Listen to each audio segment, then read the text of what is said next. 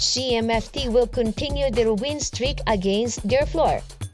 Gerflor defenders will attempt to steal the win. Defender mas magiging better na kaya with their new owner? Bago natin yan simulan, please support this channel by clicking like, share, subscribe at hit the notification bell to be updated in our upcoming videos. Hindi magiging kumpiyansa ang Titans sa kanilang pagkapanalo against sa PLDT sa nakarang laban nito dahil placement of team standings na nga ang ipinaglalaban nito sa ngayon para masecure nila ang posisyon at kayang malabanan ng team na makakaharap nila sa semis. As of now, Cheritigo talaga magiging kalaban nila sa semis round kung saan ay siguradong bakbakan ang ating makikita.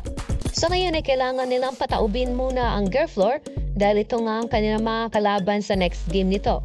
Susubukan din namang patumbahin ng Gerflor defenders ang Titans dahil hindi nga maganda ang performance nila last game kung saan ay madali ito napabagsak ng ibang club teams. Sa paghaharap ng Titans sa Gerflor ay siguradong magiging winnable nga rito ang Titans dahil sa momentum nitong dala sa pagkapanalo nila sa PLDT. Magiging madali nga lang ito sa CMFT dahil kahit mga bench nga ang ipapalaro ay sure win na rin ang game nila. Muling bibida nga dito si Dino Wong dahil sa maayos na setting skills nito na ipinakita at naging dahilan sa pagkanalo ito sa kanilang mga laban. Everything works for Dino Wong. At hindi nga ito magiging maayos kung hindi sa tulong ni Ponce na isa sa mayon sa nangunguna sa digging at reception na naging daan upang maayos ni Wong ang kanyang ball distribution. Natataas nga ito ang bola basta't kailangan iangat ay nagagawa nito ng paraan.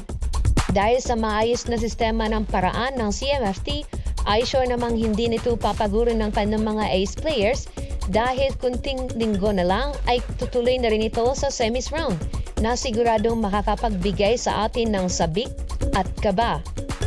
Nagkaroon man ng Gerflor ng issue ay hindi nga ito naging hadlang sa kanila upang ipagpatuloy ang kanilang kumpanya sa PBL. May bagong owner ng ito na magiging dahilan para makontinue nila ang kanilang laban until the end of the conference. Although nasa bottom standing na ito ay gagawin pa rin ito ang best nila upang mabigyan ng magandang laban ng Titans. Hindi nga rin ito hahayaan na makuha ng Titans ng ganun-ganun na lang kadali ang pagkapanalo.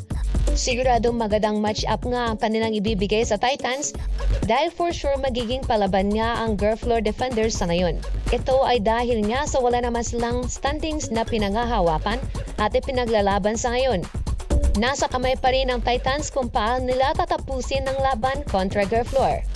Magbabangga ng Chocomocho Flying Titans laban sa Gerflor defenders bukas November 28, 2023 sa oras na 4 p.m. So there you have it. Don't forget to like, share, subscribe, and hit the notification bell to be updated on upcoming videos.